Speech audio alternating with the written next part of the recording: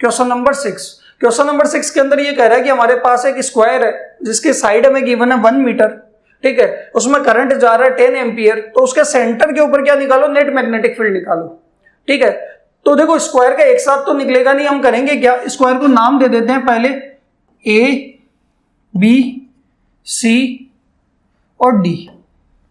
ABCD हमारे पास square है, मैं इस AB वायर के लिए अलग से O पॉइंट पे मैग्नेटिक फील्ड निकाल लेता हूं, उतना का उतना BC लगा रहा होगा, उतना का उतना CD लगा रहा होगा, उतना का उतना DA लगा रहा होगा। तो एक वायर के लिए निकाल लेते हैं और 4 से इसको क्या कर लेंगे, उसको मल्टीप्लाई कर लेंगे तो नेट मैग्नेटिक फील्ड आ जाएगा। और डायरेक्शन क्या रहेगी, सबकी सेम रहेगी, या फिर चारों का अलग अलग निकाल के ऐड करोगे, उससे अच्छा एक वायर का निकाल लेते हैं, O पॉइंट पे एक वायर की वजह से मैग्नेटिक फील्ड निकाल लेते हैं और क्या कर लेंगे, 4 से मल्टीप्लाई कर लेंगे। तो यहाँ पे हम मान लेते हैं कि मैंने मान लो इस AD वायर के लिए मैग्नेटिक फील्ड निकालूंगा, ऊपर वाले वायर के लिए, तो इस देखो पहले तो आपके पास ये डिस्टेंस पूरी कितनी है 1 मीटर, तो इस AD वायर से O पॉइंट की डिस्टेंस कितनी हो जाएगी आपके पास 0.5 मीटर हो जाएगी। भाई पूरा 1 मीटर होगा ना, तो सेंटर तो क्या होगा, आधे पे होगा 0.5 मीटर, यानी आपको कैपिटल R की वैल्यू तो कितनी आएगी 0.5 मीटर।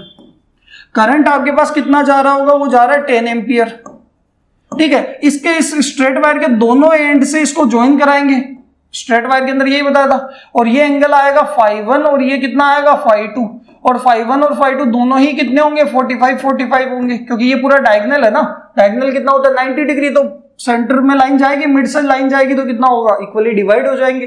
तो φ1 φ2 दोनों ही कितने होने वाले हैं 45। सेम कहानी यहां से देखोगे तो ये भी 0.5, ये एंगल भी 45, ये भी 45, इसकी वजह से भी सेम आएगा। क्लियर है, आपको φ1 φ2 पता है, करंट पता है, R पता है, तो हमें पता है कि एक स्ट्रेट वायर से R डिस्टेंस दूर मैग्नेटिक फील्ड, ये इस बार लॉन्ग स्ट्रेट वायर नहीं है, स्ट्रेट वायर है सिर्फ, इसलिए एंगल निकल गए। तो मैग्नेटिक फील्ड का फॉर्मूला होगा μ0I/4 πr sin φ1 plus sin φ2। आया समझ में। तो यहां से अगर आप देखोगे μ0/4π, चलो हम वैल्यूज ही पुट कर लेते हैं, μ0/4π तो पूरा का पूरा कितना होगा 10⁻⁷। I कितना जा रहा है 10, R कितना है 0.5, और ये sin 45 प्लस sin 45।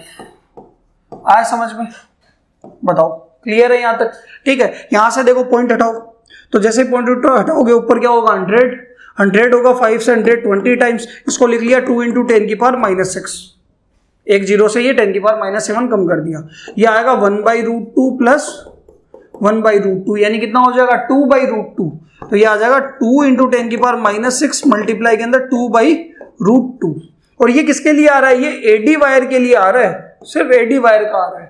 क्लियर है, यहां से देखोगे तो ये 2/√2 को आप क्या लिख सकते हो, √2 लिख सकते हो, क्योंकि 2 को लिख लो √2 × √2 और अपन में √2, एक √2 से √2 कैंसिल, तो ये आ जाएगा √2 और इंटू 2, यानी आंसर आएगा AD की वजह से 2√2 × 10⁻�6 टेस्ला।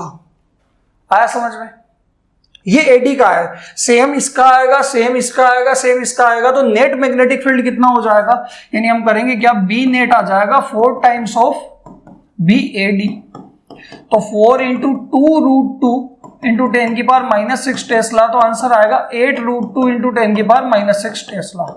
बात करते हैं डायरेक्शन की, ठीक है। तो देखो इस स्ट्रेट वायर के अंदर करंट कैसे जा रहा है, नीचे की तरफ, करंट के डायरेक्शन में थंब रखो, इधर से फिंगर्स अंदर जाएगी तो O पॉइंट पे क्या आएगी आउटवर्ड, इसमें देखो इधर से अंदर जाएगी तो O पॉइंट पे क्या आने वाली है, O पॉइंट पे आउटवर्ड, इसमें भी इधर जा रहा है तो O पे आउटवर्ड, यानी पूरे सबकी वजह से क्या आने वाला है, या फिर सीधा देखो क्लोज लूप के अंदर कैसे जा रहा है, क्लोज है ना सर्किल, एंटी क्लॉकवाइज करंट जा रहा है, एंटी क्लॉकवाइज करंट कैसा मैग्नेटिक फील्ड देगा, उसके अंदर आउटवर्ड, ये आपके पास मैग्नेटिक फील्ड की डायरेक्शन।